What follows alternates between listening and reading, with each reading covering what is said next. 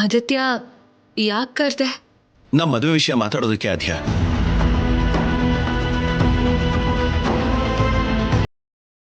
ಈ ಟೈಮ್ ಅಲ್ಲ. ಮತ್ತೆ ಟೈಮ್ ಇಲ್ವಲ್ಲ ಆದ್ಯ? ಮುಹೂರ್ತಕ್ಕೂ ಇನ್ನೇನು 1 ವೀಕ್ ಇದೆ ಅಷ್ಟೇ.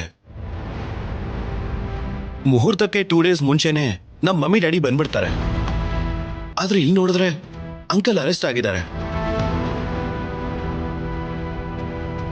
ರಾಜಲಕ್ಷ್ಮಿ ಮದುವೆ ಪೋಸ್ಟ್ಪೋನ್ ಆಗೋ ತರ ಕಾಣಿಸ್ತಾ ಇದೆ. ಆದ್ರೆ ನಮ್ಮ ಮದುವೆನ ಪೋಸ್ಟ್ಪೋನ್ ಮಾಡೋದಕ್ಕೆ ಆಗಲ್ವಲ್ಲ. ಟೈಮಿಗೆ ಸರಿಯಾಗಿ ಮದುವೆ ಆಗ್ಬೇಕು. ಮತ್ತೆ ಬದಲಾಯಿಸಿದ್ವಿ ಅಂದ್ರೆ ಮಮ್ಮಿ ಡ್ಯಾಡಿಗೆ ಟಿಕೆಟ್ ಸಿಗೋದಿಲ್ಲ. ಮಾಡಿರೋ ಪ್ಲಾನ್ಸ್ ಎಲ್ಲ ಫೇಲ್ ಆಗ್ಬಿಡುತ್ತೆ.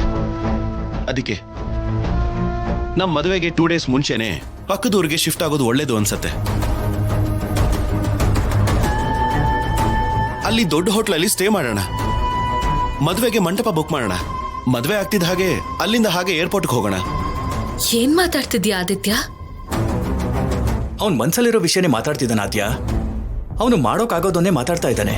ಆದ್ರೆ ಡ್ಯಾಡಿ, ಅಲ್ಲಿ ದೊಡ್ಡಪ್ಪ ಅರೆಸ್ಟ್ ಆಗಿ ಮನೆ ಪರಿಸ್ಥಿತಿ ಹೀಗಿರುವಾಗ ಮನೆ ಬಿಟ್ಟು ಹೋಗೋಣ, ಮದ್ವೆ ಮಾಡ್ಕೊಳ್ಳೋಣ ಅಂತ ಆದಿತ್ಯ ಯಾಕೆ ಕೇಳ್ತಿದ್ದಾನೆ?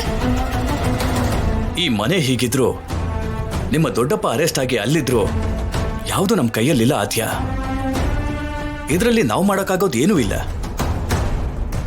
ಆಲ್ರೆಡಿ ಒಂದ್ಸಲ ಸೀನು ಜೊತೆ ನಿನ್ ಮದ್ವೆ ಫಿಕ್ಸ್ ಆಗಿ ಅದು ನಿಂತೋಯ್ತು. ಇವಾಗ ಆದಿತ್ಯನ್ ಜೊತೆ ನಿನ್ ಮದ್ವೆ ಸೆಟ್ ಆಗಿದೆ. ಇವಾಗ ಕೂಡ ಈ ಕಾರಣದಿಂದ ನಿಂತು ಹೋದ್ರೆ ಕೆಟ್ಟದ್ದಾಗೋದು ಯಾರಿಗೆ? ನೋವು ಪಡೋದು ಯಾರು? ಅದಕ್ಕೆ ಆದಿತ್ಯ ಹೇಳ್ದಾಗ ಮಾಡೋದೇ ಬೆಟರ್. ಯಾವ್ದು ಡ್ಯಾಡಿ ಬೆಟರು? ಏನ್ ಮಾತಾಡ್ತಿದ್ದೀರಾ ನೀವು?